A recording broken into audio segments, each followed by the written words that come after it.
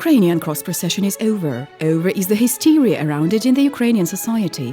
Still, there are questions left regarding who and why created an atmosphere of falsehood, hatred and fear around the peaceful procession. Perhaps after a while, the situation with coverage of this cross-procession in Ukraine in 2016 will be subject to separate comprehensive research. Yet we decided to make our own conclusions in the aftermath of the event, while its details are vividly remembered. In several days after the beginning of the cross-procession, literally all social media, internet resources and TV channels triggered simultaneously a wave of completely absurd information about pilgrims. At the same time, participants of the procession became a photo and video target virtually every day, whereas both procession columns were accompanied by tens and hundreds of policemen, journalists and a lot of media who confidently narrated that the cross-procession had been purportedly organized with the aim of provocations, and there were SCOF troopers, CIA, FSB agents and nearly fighting Terminators.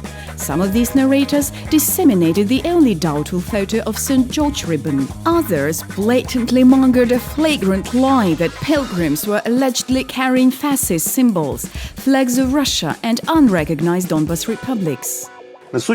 They are really carrying fascist Russian insignia, Russian flags. In Kharkov there were noticed flags of DNR, Novorossiya. All these idle talks appeared so ridiculous that look pretty much like a movement in Western European dramatic art and theatre of the 20th century called the theatre of the absurd. It is characterized, to be reminded, by pointless intrigues, recurring dialogues and rigmarole, dramatic inconsistency of actions, everything serving just one purpose, to create a fairy or maybe terrifying mood. Outstanding among intrinsically absurd statements of journalists and civil servants are the words said by Vadim Skibitsky, representative of the General Intelligence Directorate of the Ministry of Defense. He voiced two absolutely definite and very important messages. Thesis number 1.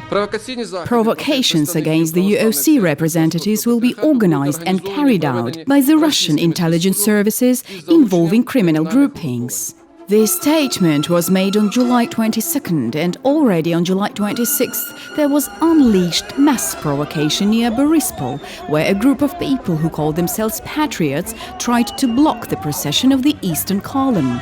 Espresso channel even arranged for a live program with the participant of this provocation who told about its organizers. It turned out that criminal groupings subordinated to Russian intelligence services are Maidan Self-Defense, the Right Sector, Ukrainian Nationalist Organization and volunteer fighters. There were smaller-scale provocations, like for instance near Mgar Monastery. Automaidan also initiated provocations. These are your gods whom you pray. Well, according to the statement of Ukraine's intelligence representative, all those people are employed by Russian security services, for it is they who organize provocations publicized by our media with regard to the cross-procession participants, not vice versa. Thesis number 2. Particular attention will be paid to the information psychological pressure on Ukrainians in view of negative coverage in the pro-Russian mass media. Well, what comes out? Nearly for a month we've been able to watch an overt hysteria in almost all central mass media aimed to stir up hatred among Ukrainians towards their Orthodox fellow citizens by means of falsehood and manipulations. And now, according to the intelligence service representative, all these Espresso, Zix, TSN and many others are pro-Russian. Isn't it a pure theatre of the absurd? Or perhaps it's worth recalling similar hate-mongering narratives of not only journalists but also deputies and civil servants. For instance, Andrei Parubi, Andrei Levus, Viktor Yelensky, Zoryan Shkiryak. Was it they, power reps, who directly or indirectly instructed journalists of easy virtue to slump participants of the cross-procession and by doing so to find an excuse for radicals halting this procession? What for? Because they had to report before the public at large about at least tiny victory of theirs, even though it was a fancy enemy. And it didn't matter to them that the enemy is tens of thousands of their Ukrainian citizens. In this respect, they could demonstrate their attempts in witty comments and at the same time to show their level of culture, calling the cross-procession pop parade and pilgrims clowns. Isn't it confirmed by awkward endeavors of the authorities to stop the pilgrims on the entrance road to Kiev, announcing the so-called road mining along which the traffic was allowed to move freely, whilst the people were not?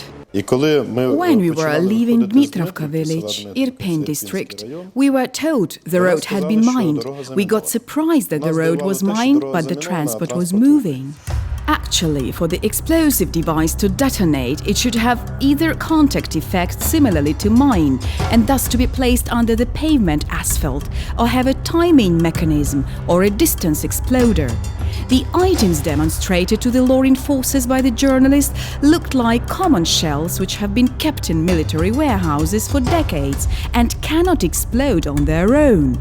Furthermore, the fact that Gerashchenko was casually strolling along the road border of the intentionally mined highway dispelled any doubts the authorities could be involved in this scenario. I'm not a politician, I'm a priest, but certain forces that might also be power representatives did to the best of their abilities for the cross-procession not to come to Kiev. When we came up to the highway, I got even more astonished when the police barred our procession with buses. I did not understand it at once. It was being done on purpose to block the cross-procession. Though such pseudo-mining did not refrain the western column of pilgrims who, having made a 17-kilometer detour to bypass totally mined Zhytomyr route, yet it gave a handle to Mia head Arsen Avakov to forbid the columns to walk along the streets of Kiev to St. Vladimir Hill on July 27th. It allowed him to announce about small, but nevertheless victory. As for the global victory, it was also announced by the state authorities. Post factum, it's easy to guess it was about that the cross-procession got to the Kiev-Pechersk Lavra without any provocations. The fact highlighted as an achievement of the police. True, though, they had some unquestionable achievements. First and foremost, the law enforcement officials apparently commanded radicals to sit still and not to stick their necks out. Furthermore, it would have been too much to mine Grushevskaya Street, which situate the parliament and the cabinet of ministers. To finish with, another small but sweet victory gained by the authorities over proponents of the Russian world. Covering the developments of the festivity, a lot of Ukrainian journalists shared the information with reference to Arsen Avakov. The MIA minister told on his Facebook page that before the beginning of the procession, there were detained several persons who carried a poster with "Donbas is a Russian world" sign. Mr. Avakov wrote with pride he'd prevented those people from coming to the Moleben prayer. As we can see from the photos and TSN news reports, these admirers of the Russian world are actually several sick-headed, patriotic provokers. Novinsky donated funds to bring people, he paid for buses and nourishment. Who were led by the vigil police to go with some large format posters? For what purpose, I wonder?